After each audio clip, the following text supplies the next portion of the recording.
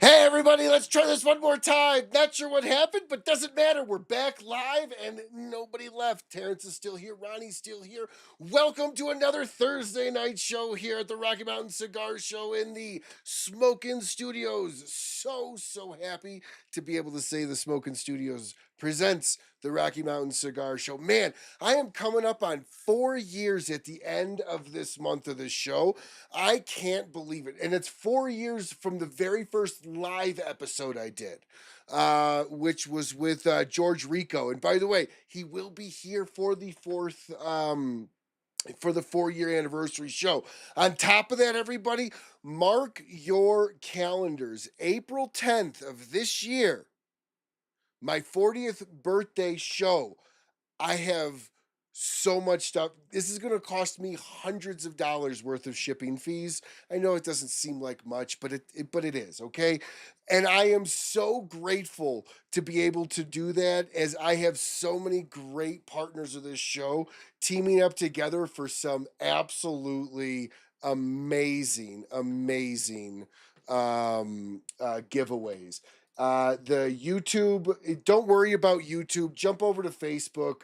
YouTube sucks anyways. I'm going to be pulling all my shows from YouTube for the most part sometime this year anyways. You won't even be able to see me live on there anymore. So don't worry about YouTube. Jump over to Facebook. However you look at it, we've got an absolutely amazing show for you guys tonight. And I am so happy and honored to have both my good friends on the show. We've got Terrence over here. We've got Ronnie over here. How y'all doing tonight? Better now. Right? Better now. We're all live.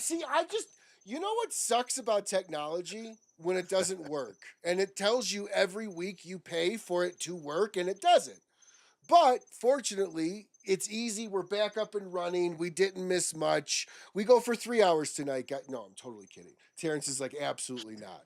However, guys, Clock's how y'all ticking. doing? Right? How y'all doing tonight? Good. Well, like I said, better now. Yes. Yep. Yes. I second that. Better now that we're ready to rock and roll here and have some smokes and some spirits. And hello, everybody, and thanks for joining us tonight. And as Ryan said, we're going to have the best show ever tonight, right, buddy? Greatest night of our whole lives. Guys, you know, I want to clip that, but I feel like that would be like copyright infringement on Dojo. Even though I really wouldn't use it's copyright infringement on me. Yeah, but they're the one. Yeah, but they're the ones that use it, right? Like, but that's why I said it though. This is gonna be the greatest night of our lives, everybody. So we're gonna go ahead and jump right into the show here. We're gonna go ahead and do the "What Are You Smoking?"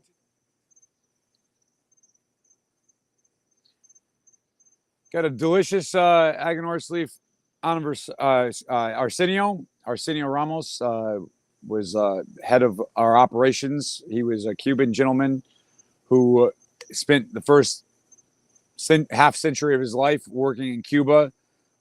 He was head of leaf processing in Pinar del Rio, Cuba. And then Eduardo brought him over to Nicaragua in the late 90s. And he spent the last 20 years of his life working for us. And this was a blend he just liked to smoke. It didn't have a band or anything on it. It just was something he liked. And to celebrate his life, we came out with it and put his face on the band. If you can see him, he's, in fact, the O in Arsenio is a smoke ring. So, all the little extra touches are nice.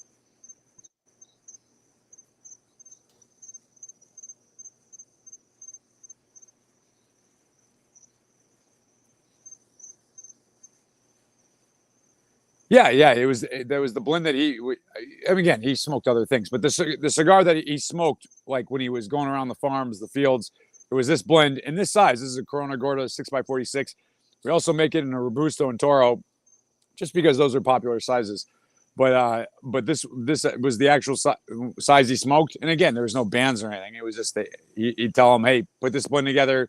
Make me 25, make me whatever. And then he would smoke it. And then when it was gone, he'd tell him to make more. Nice.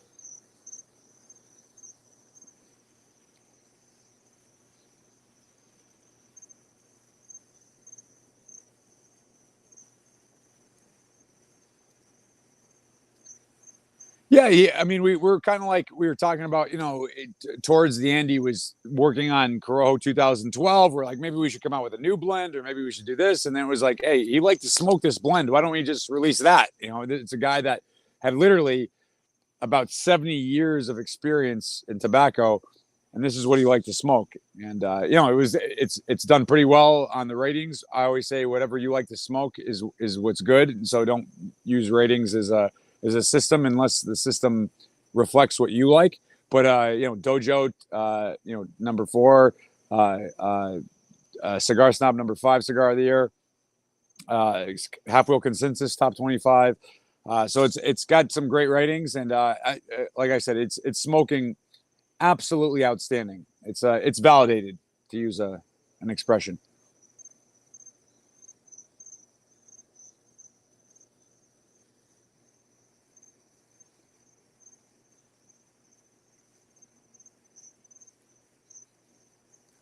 Yeah, exactly.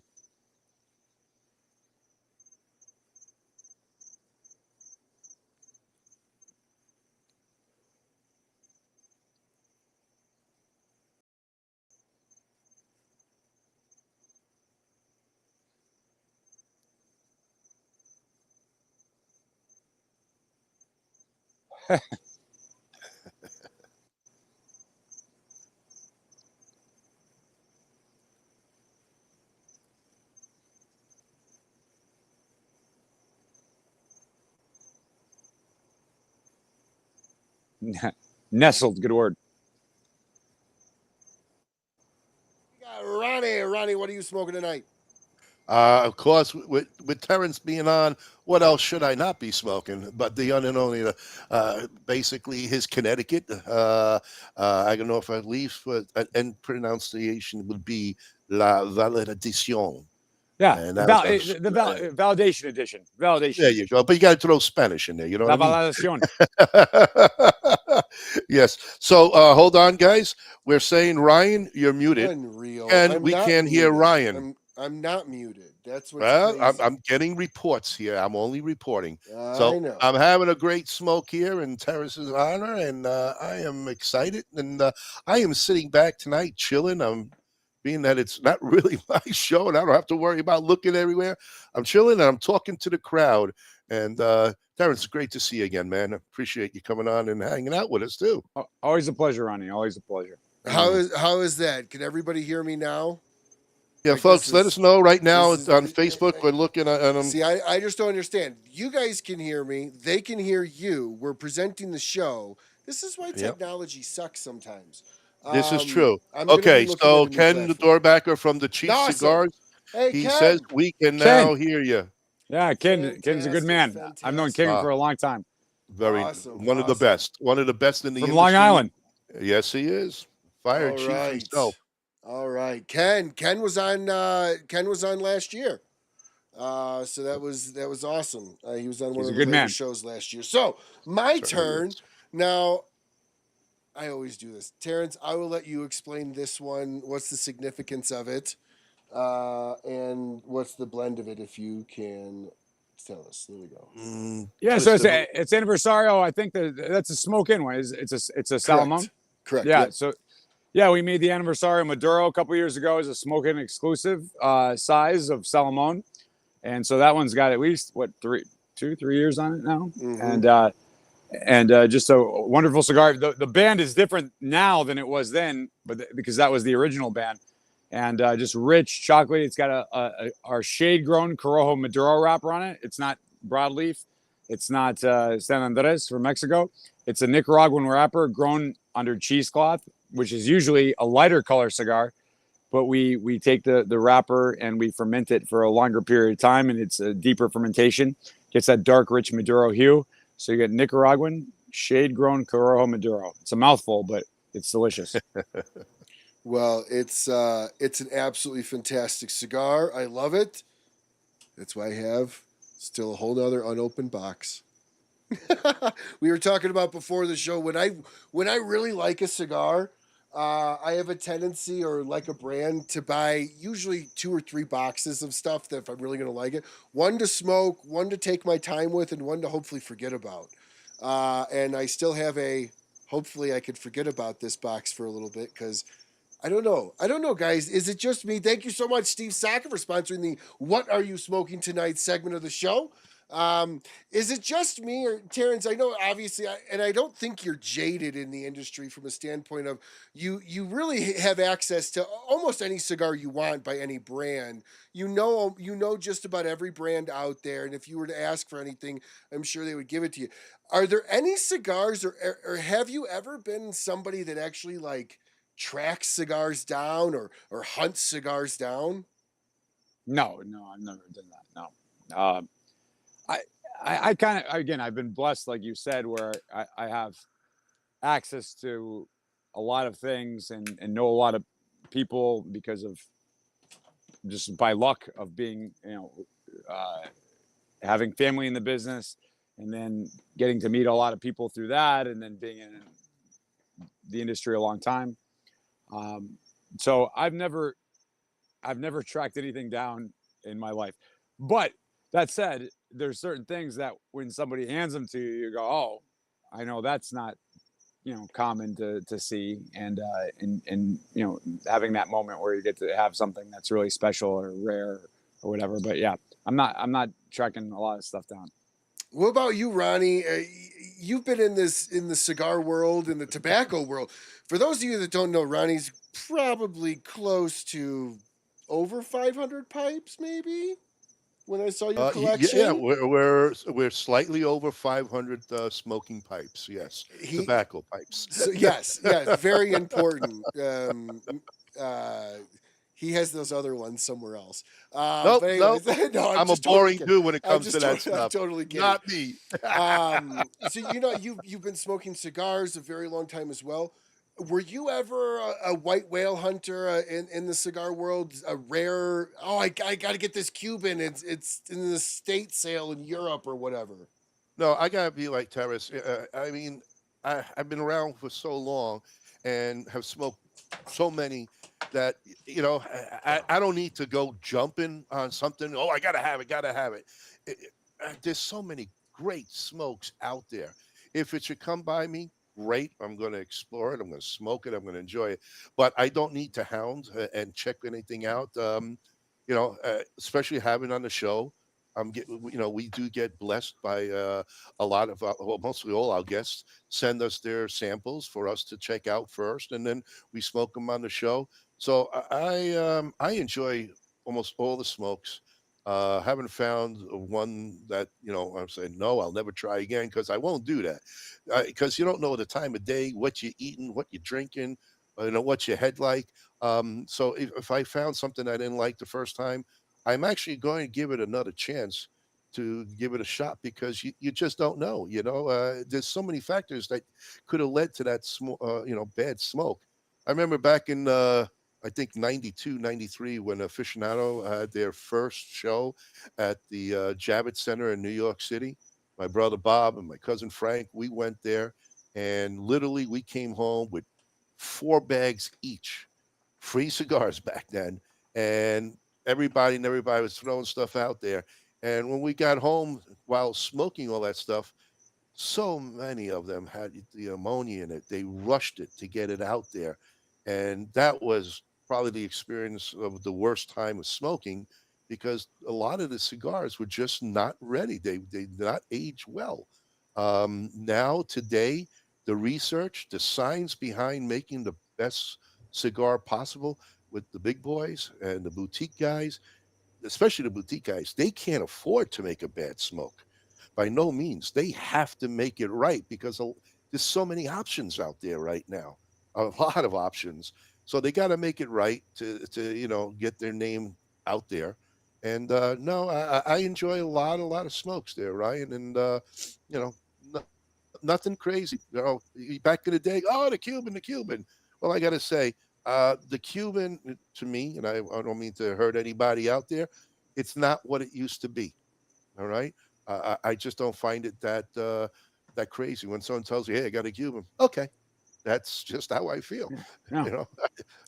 And I think we talked about this one of the times you were on, Terrence. You're kind of in that same category of Cubans don't really impress you as much as the newer world stuff.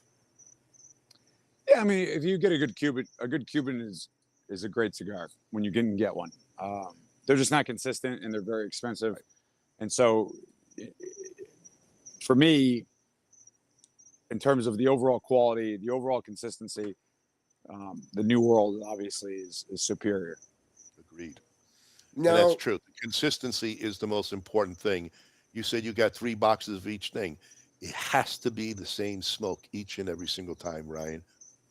it does. And I think, before we get on moving forward on this, I will have to say there's a reason why there's several brands that I'm like this with, and I'm sure Terrence can name off a dozen, and so can you, Ronnie, that I know quality is so good with that I never question it to be able to buy 3 boxes or 2 boxes.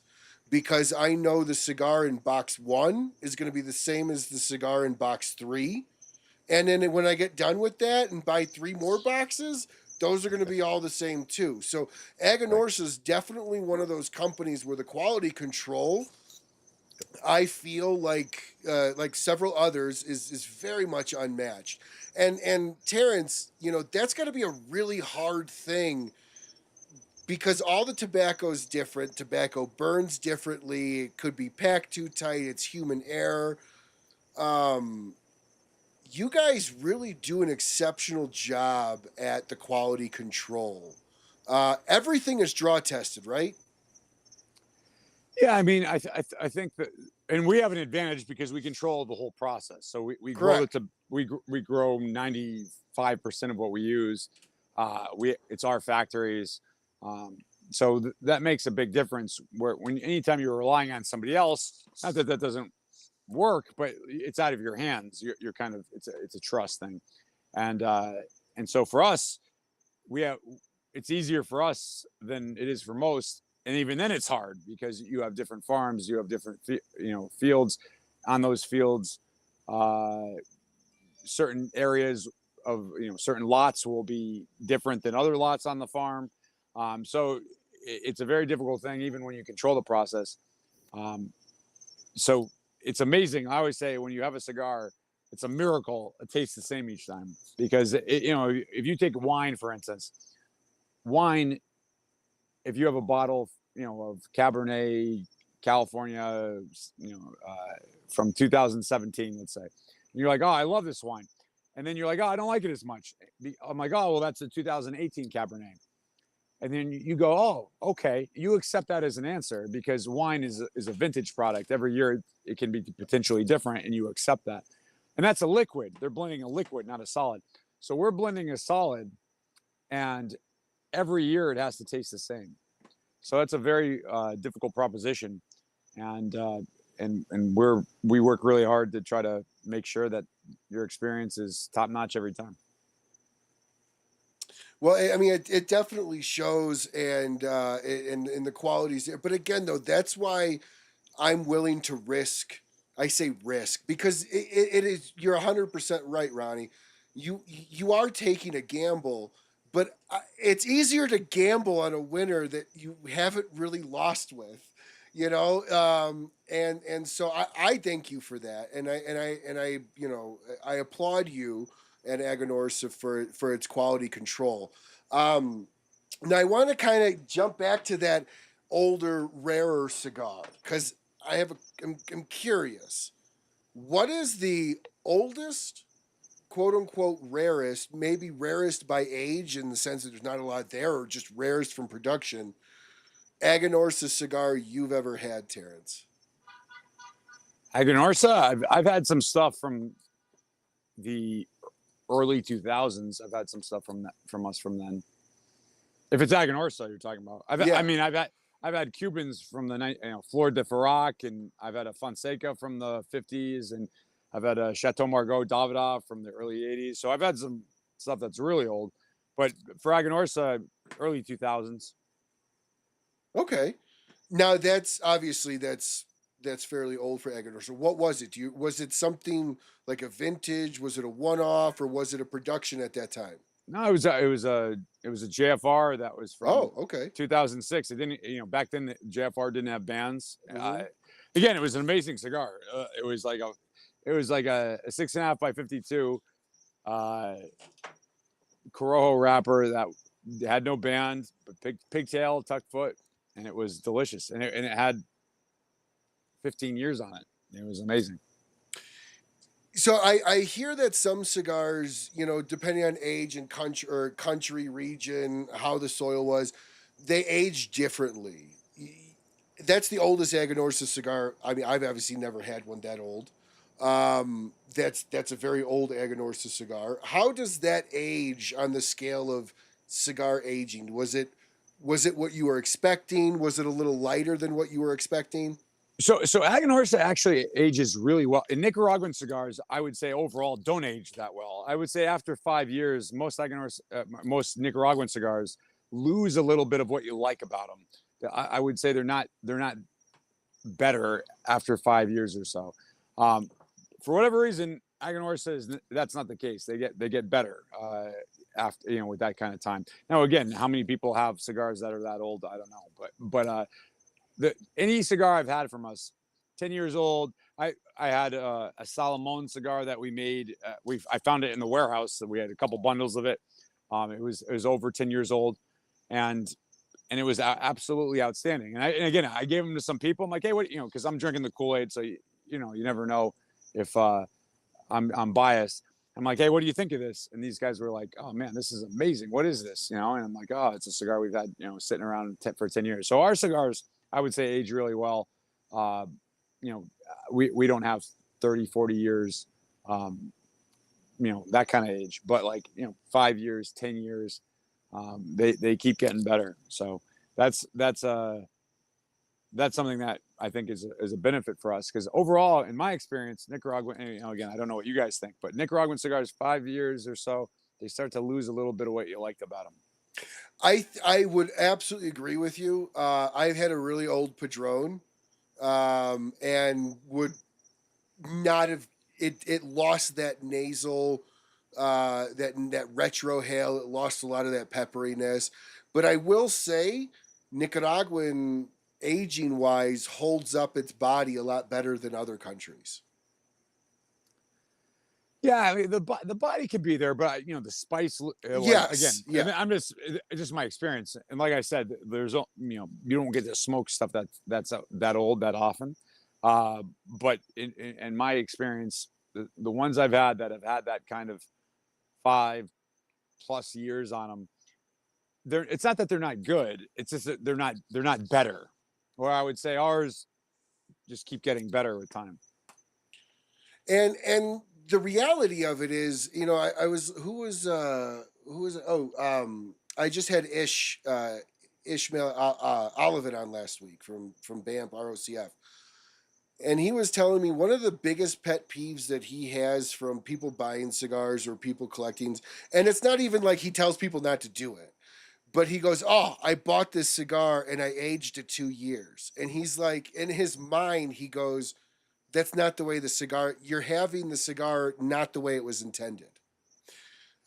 I don't know about not intended, but I would agree for sure that if you cannot take that cigar as soon as it lands at the store and smoke it and enjoy it, there's something wrong.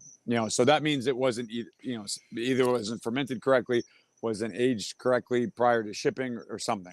Because you should be able to take that cigar with a very short period of time, if all the processes have been done correctly, if they grew it right, if they cured it right, if they fermented it right, if they aged it right, they blended it right, you should be able to enjoy that cigar within a very short period of time.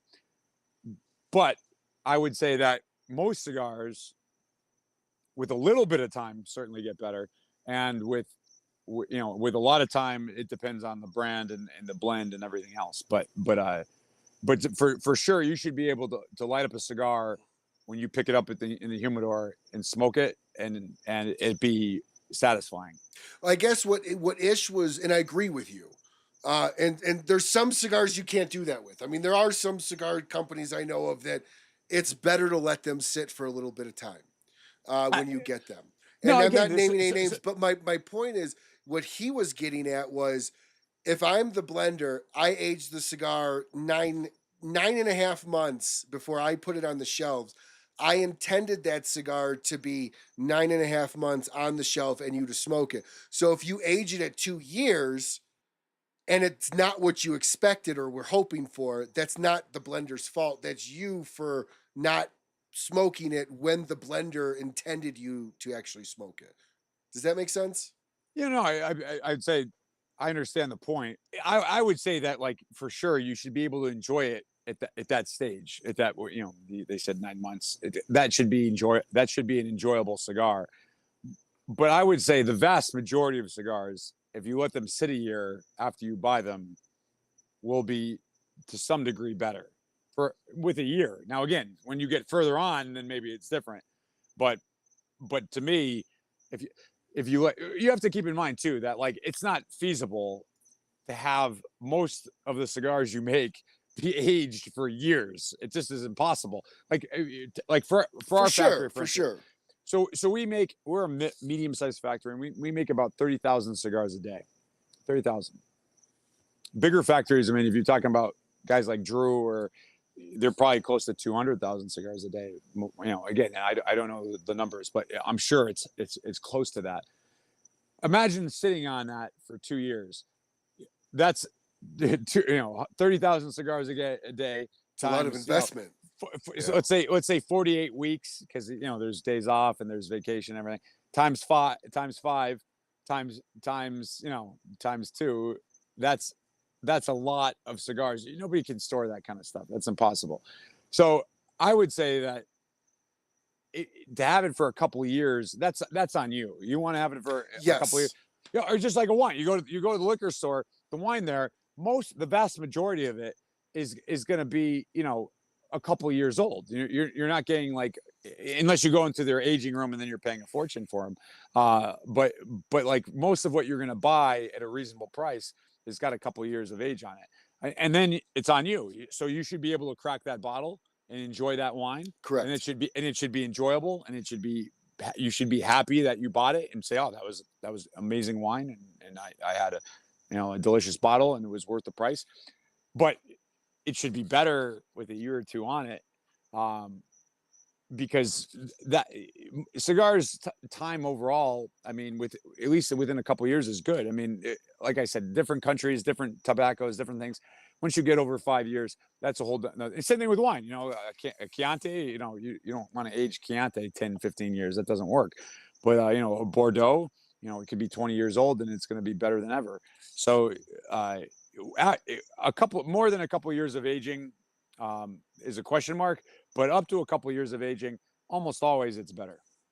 And I agree. And for everybody that doesn't know this, he keeps bringing up wine because wine is an ever-aging product. Wine always is aging. If you have a glass right here, so there you go. If you have, there you go, right down there. If you have a 10-year-old bottle or a 3-year-old bottle of bourbon and you keep it for 10 years, it's still a 3-year-old bottle of bourbon. But if you have a 3-year-old bottle of wine, you keep it for 10 years, it is now actually a 13-year-old bottle in the sense that it does keep aging. See, all this gets to my point right here. This is why you buy 3 boxes of cigars from your favorite brands here. I agree. Because that's a great point. You buy 1 box that you forget about, hopefully for a couple of years, and you buy 1 box to smoke as fast as you can, and then 1 box to try every other month to see how it changes. See, all of this was that there was a huge workaround to sell cigars for you, Terrence. So everybody watching right now, go out and buy 3 boxes of your favorite Aganorsa cigar. I challenge you. Try it. Buy 3 boxes of your favorite Aganorsa cigar. Terrence will pay for half of them. Just DM him after the show. What a nice guy. I'll send you a check. It's in the mail. Don't worry, guys. He'll always tell you it's in the mail. USPS is a very long process. Yes, it is. Yes, it is. So, but honestly, that is why I do buy sometimes that many boxes, 1 to 2, because I do like to see how that age happens, what that age is like on it. We were talking about this pre-show, and I am a fan of like I said, buying multiple to run that test. And it's very important when you do buy multiple, you trust the company that you're buying it from too. That those are going to be good cigars still in 5 years or 10 years or whatever. Now, Ronnie, as far as what's the oldest cigar that you've ever smoked? Um, and do you remember what it was? Hopefully you do. And was it Wow. enjoyable? Well, we're going back probably into the 90s. Um, it was, believe it or not, I just talked about it earlier, but it was a Cuban Monte Cristo #2, and it was probably at that time the most fascinating cigar I ever had. It was the best there was. I can't tell you what year it was. It could have been late 80s also, but that was one of the finest, and I'll always remember that cigar, believe it or not. Never, I've never yet to find another one that smoked like it. Um, Again, going back to the 90s, we used to smoke a lot of my cousin Frank and my brother used to get a little connection, let's say a Cuban Cohiba connection, and those were fabulous also. Um, Oh, real quick, Ronnie, real quick. You're hearing crickets because Terrence is sitting outside. oh, I heard the Um, crickets. I had so to do one don't, of these to see if it yeah. wasn't me. So it's totally okay. Don't worry about it. We could hear Terrence perfectly fine. Eh, But It's no, I hear you but fine. I hear yes. Terrence fine, no problem. I hope I come over fine. Okay, Wow, go the But ahead. sound is good. You can hear the crickets because I can oh hear yeah, them, but I didn't know yeah. if you would. No, yeah, Oh, it's picking up. I You're tried to talking to each other. isolate. It's not a problem at all, Terrence. Don't worry about it. Don't worry about it. But So go ahead. Ryan, if you don't mind, if I say, Sure. you know Luciano, Hmm. he's on of Luciano Cigars, and he was making comments to about when Terry was talking about cigars, and I'm just going to read a little bit. He goes, "Jalapia doesn't last more than 2 years. Esteli ages for 2 decades if you want to, and every soil atmospheric pressure elevation is different. It is a blend. It will change over time. Jalapia will fade. Esteli will increase its intensity. Codega will last about 5 years or so forth." So that was just a little breakdown of the explanation of how tobacco is grown and changes, and we'll have different tastes from different locations, not just in Nicaragua. That will also happen in the DR or Honduras, Panama, wherever you look, Costa Rica. It all has a different change, but the thing is that it will be consistent at that location all the time. And that is the hardest part. I've always been told as a master blender is the consistency year over year because the crop is a little bit different. Terrence, you had mentioned earlier that you don't speak for all Nicaraguan cigars, but some you've had don't age the greatest past the 5 year mark. But Aganorsa, in your opinion, especially does hold up to age. We had a question here from Colin that he asked, "What makes your cigars different than other Nicaraguan cigars for aging?" So the short answer is I have no idea. The longer answer is so one is that we grow Corojo 99. Corojo 99, we're the only major growers of that in Nicaragua. So that could be part of it. Is that Corojo 99 could have an aspect to it. I can't tell you the reason why. I can't say, oh well, the soil here or this is, or I can't say that. But I've had cigars of ours for well over 5 years, and they're just outstanding. And again, I'm not saying there's no Nicaraguan cigars other than us that are like Oh that. no, no, just why I'm yours just holds saying up. that like there's a lot of Nicaraguan cigars I love that I've had over 5 years, and I don't love them as much after that time frame. So it's one of these things that every company is doing something different, and I don't know if it's the Corojo 99 we have, and maybe that seed varietal just ages better than other varietals. I really don't know, but for sure, if you have the opportunity to get something, and we box state, so if you can always look at the bottom of the box. So Hmm. if you're in the store and you see Aganorsa or better yet Casa Fernandez, because Casa Fernandez is old, and you look at that bottom of the box, and you see, 18, 16, 14, or whatever it is, I would highly recommend picking that up and trying it out, because in my experience, that stuff is outstanding. Might be a little hidden gem. So there you go, everybody. A little inside Aganorsa information. Look at the box serial dates on the Casa Fernandez. If you find one that's a couple years old, buy 3 boxes of it and age it for a little bit longer. That's the way we do it around here. See, Terrence, I'm selling cigars for you, buddy. Left and right. I like the cut of your jib. Now, and moving forward here, and Ronnie, please feel free to jump in and grill Terrence as much as you want. That's why he's here. So, Terrence, and tell us some about the new stuff that Aganorsa is coming out with that we're going to buy 3 boxes of and age a few of those too. So on this topic, one thing would be our 25th anniversary cigar. It's going to come out in March. It hasn't launched yet. So this cigar, by the way, we're on 27 years. So that shows you how long we've been doing this. Right. So those cigars actually, I was just saying, it's like you can't age cigars that long.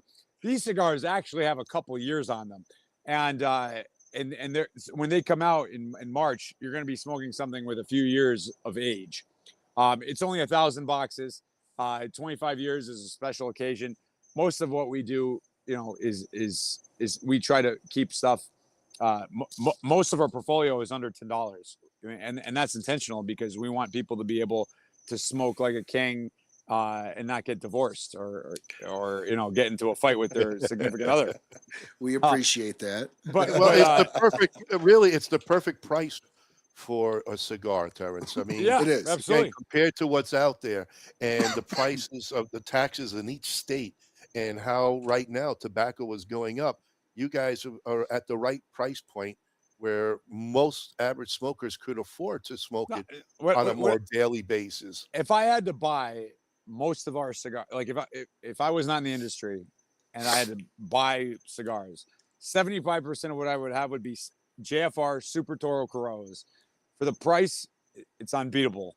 And if again, you're on a budget, you're trying to not break the bank, I can't think of a better cigar.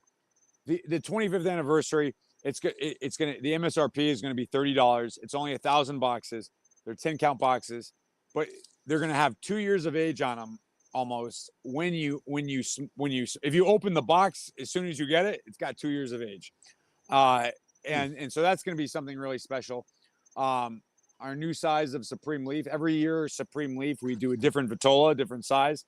This year, it's going to be we call it a Royal Perfecto, 5.5 by 52, tapered on both ends.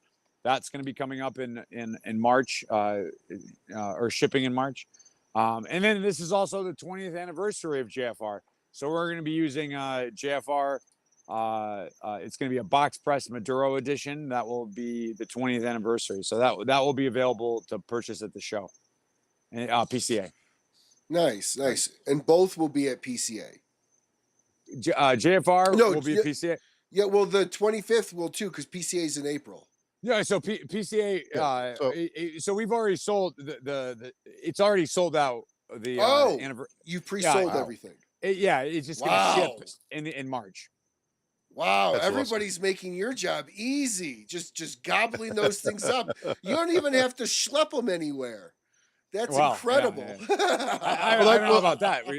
I'm sorry. But that just goes with the reputation of what you and your team has created. Fuck yeah. And kudos for that, because that is a fabulous way of introducing a cigar. Without even being in the market, people have taken that, like Ryan was saying, that if you already know the consistency of the cigar, in case your company name, which puts out consistent product all the time, people are not afraid to order, because it's already been a proven fact, and they're going to go with the history of the quality control that your company puts out there. And kudos, that's big. A lot of companies can't do that, Terrence. So that's a wonderful to do for the consumers itself.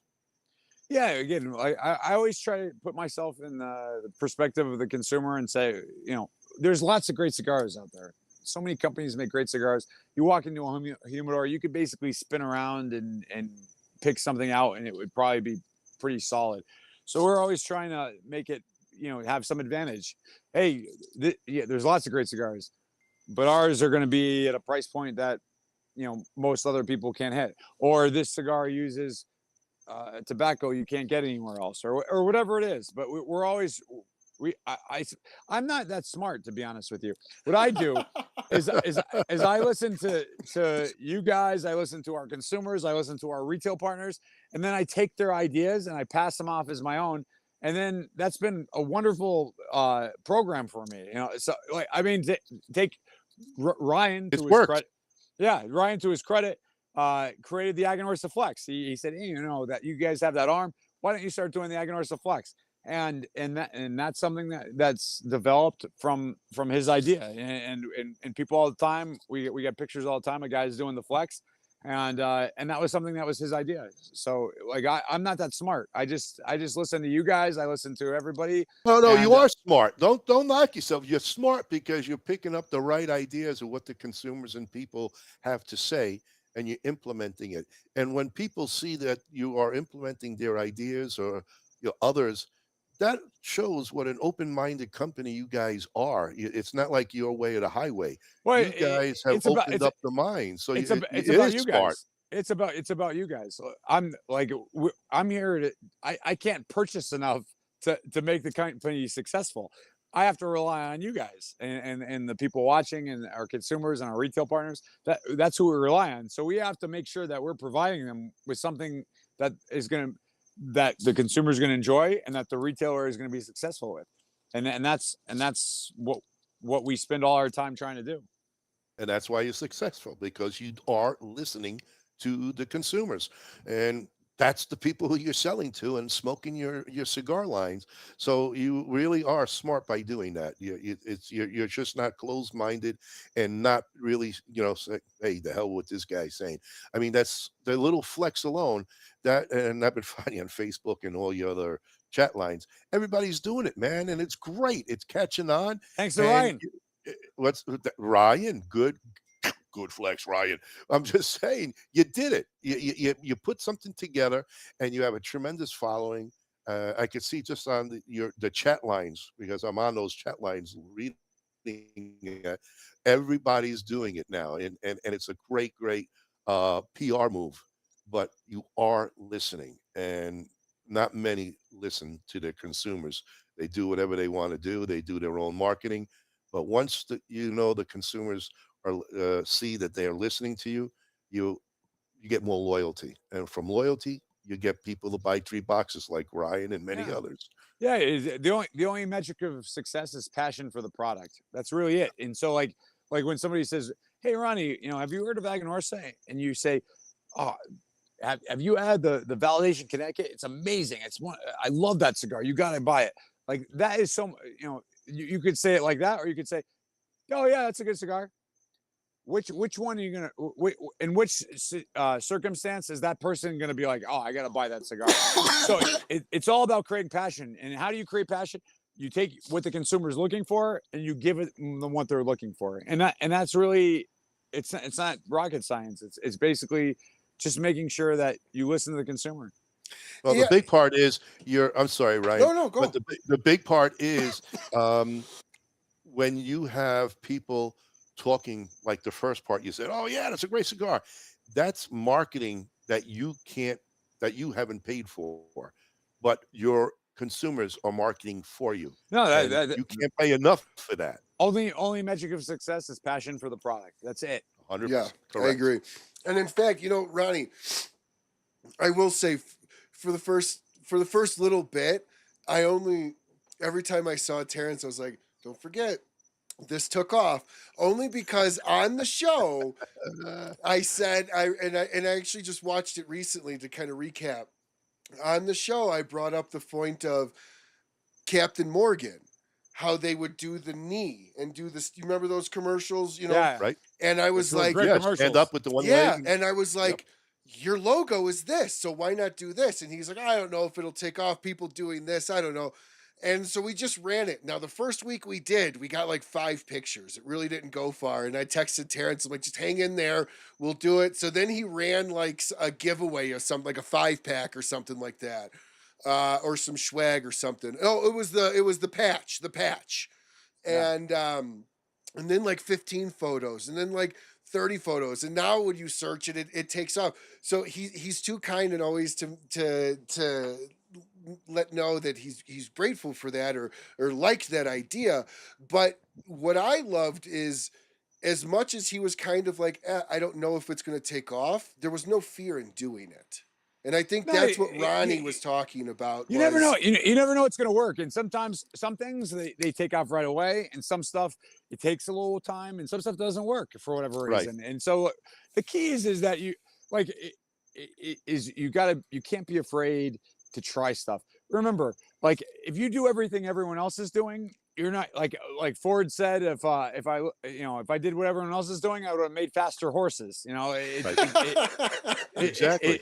It doesn't work that way. So you have to be willing.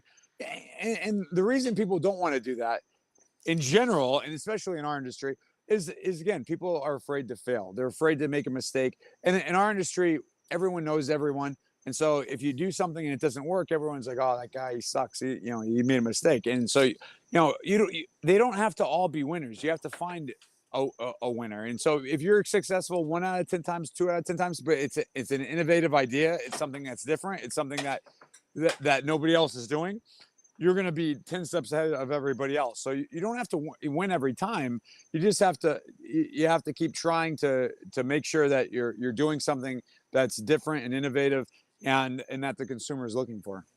Absolutely. You got to take the risk, and you guys are. I mean, you talked about numbers. Let's say in baseball, a 300 hitter. So that's 3 out of 10. You go to the Hall of Fame. You're in the Hall of Fame. Yeah. So if you're 2 out of 10, you're a good, decent hitter. But if you're on the lower end, now, like you said, he's not too good, this and that.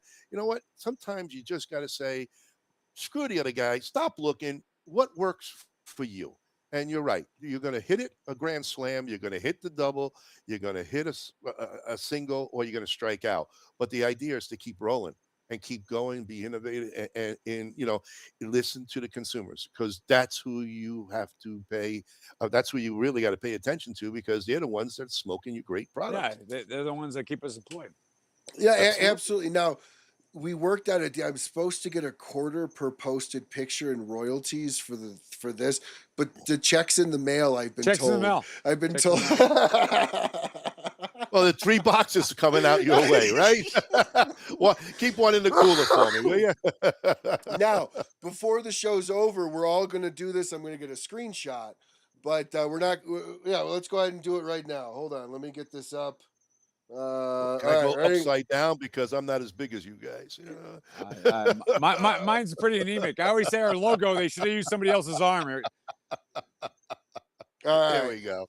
You screenshot it. We good? Yep, we're good. We're good. Awesome. Thank you, guys. Now I can start there. That's the JFR Hulk that's coming out. That's going to be. There you go. There you go. Now, Terrence, you actually posted a video, and I had to bring it up to you because it's mind-boggling to me that somebody smokes 3 of these in a day. You posted a video about the guy that smokes. It was the 9x100. 10x100. 10x100. Whoa. And he smokes, you said, on average 2 to 3 a day? 1 to 2 a day. 1 to 2 a day. What is the time? What is the estimated time frame to smoke 1 if you're normal? So I've smoked 1, and it took me about 4.5 hours. Oh, but there's a guy that smoked it in 48 minutes. Not the guy that smokes it every day, but there's a store in North Carolina called Pipe and Pint. And what they would do is that if you smoked the cigar there, they would give you a T-shirt that said, "I smoked a 10x100 at Pipe and Pint," and they would put your time on the wall. And this guy smoked it in like 48 minutes or something like that. Oh, I don't know if he's still alive. Oh my God! But yeah, I'd say, what color was he when he walked out of there? I mean, that's crazy. From 4 hours to 48 minutes. That's insanity. I mean, that's a pure vacuum, dude. He had to look like the train at the end of Back to the Future 3, going down. He could have looked like Cosmo from Seinfeld. Look away, I'm hideous. No, yeah. So yeah, that's one that I wouldn't recommend it, but apparently you can smoke it in under an hour if you really want to. Sure. I think that just takes away the whole enjoyment of the cigar. That had to I be mean, hot. I'll go 3 hours, but 48 minutes.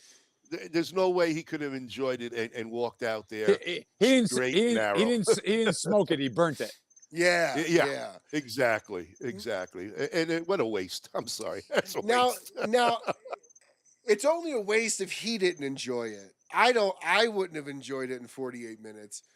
That's also a massive cigar. Now, I know when everybody says, "Oh, cigar 10 by 100," that's got to be like, some of the other ones. It's got to be a novelty-driven cigar. But it's taken off. I mean, people are smoking. How much of this cigar did you expect to be novelty versus taken serious, and how much of it are you shocked by? So when I joined the company 8 years ago now, I was like, why do we make all these big cigars? Because that's a newer edition, the 10 by 100, but we have 880, 770, 4 3/4 by 70. Our top 10 SKUs, 7 of them are 60 plus. Wow. And the 8 by 80 is number 1. And the 4 3/4 by 70 is number 3.